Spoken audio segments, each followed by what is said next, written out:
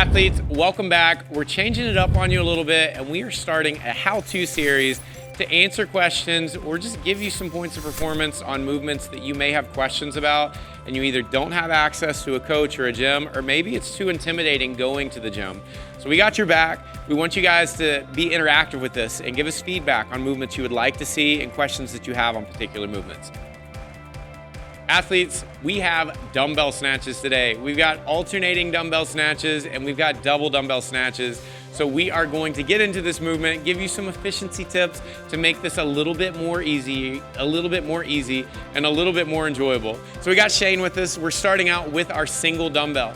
Now what's gonna happen is we're just gonna look at Shane's setup from the very beginning. He's starting with that dumbbell and it's gonna be straight up and down in between his feet. If it starts out in front of him, we're gonna be setting ourselves up to place too much load on our low back. From this position, he's gonna go down with one hand. He's gonna keep his free arm away from his body and use those legs to drive that overhead and then switch in the air so that we make contact with both heads and then take it straight up overhead again.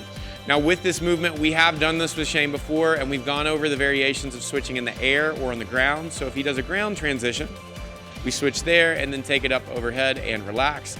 Now, the difference between the two is that if your hand-eye coordination isn't that great, or if this is a new movement for you, you definitely want to switch on the floor.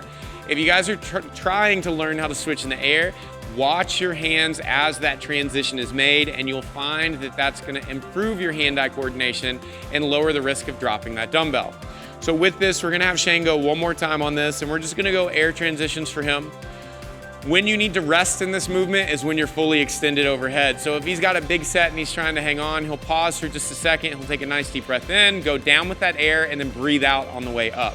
I'm gonna have Shane relax, and then we are going to grab our second dumbbell, and then we're gonna go into the double dumbbell snatch. This is a movement that's less frequently seen, and you're gonna see it carry over between this and our devil's press that we did, because these movements are pretty similar.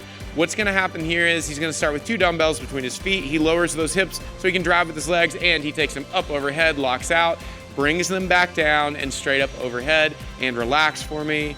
Take those down to the floor. Now, one thing that I'm gonna do is that I'm gonna have Shane grab these dumbbells and I'm gonna line him up exactly with the camera so we're straight on. So go ahead and get him here for me, Shane, and I want you to face this way. So face this way, because we wanna be able to see your profile in the picture. Yep. So just right here for me.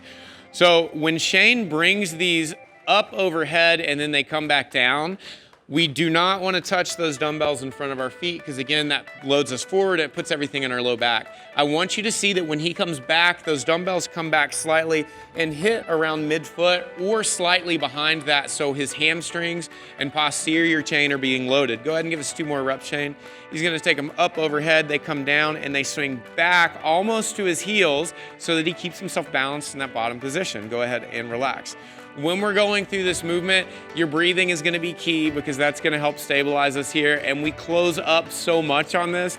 If we're not breathing correctly and we go down with empty lungs, you get stapled. It's like if you take a staple and you crunch it, that's what happens to your body. So we wanna keep a nice strong core here. And most importantly, Shane was keeping a great position with his hips so he could drive with his legs the whole time. When we're taking those dumbbells up, we wanna think about getting a nice strong drive out of the bottom position so your legs are doing the work and your arms can finish out the lockout overhead. That concludes everything for our dumbbell snatches. We hope you guys learned something. If there's another movement that you want to see or questions about a movement we've already done, throw it in the comments below. We will be happy to follow up and help you guys become better athletes. As always, remember to be good, be kind, and join us again for another great day of how-to videos.